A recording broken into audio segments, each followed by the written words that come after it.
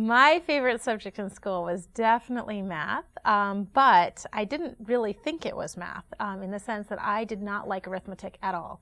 I was good at it in those early years, and then the teachers thought that the way to challenge somebody who's really good at arithmetic was to give them harder and harder problems with bigger and bigger numbers. So instead of just adding single digit, I could add 4 digits.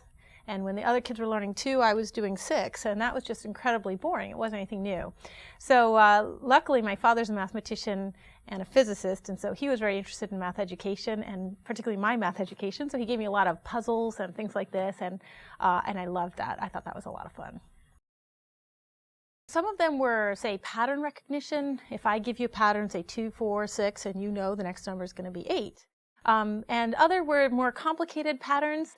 Maybe you would start with 1, 4, 9, 16, 25, and that is a pattern of taking a number and squaring it, and then taking the next number and squaring it. So the next one would be 36.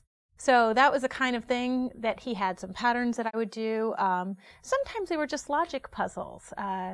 Things like it's going to hard to come up with one on the spot, but things like if there are 3 people in the room and 2 are wearing and all of them are wearing hats, and they have some message on the front of their hat, and you have to try to guess whether your message says one thing or the other thing based on how other people respond to you.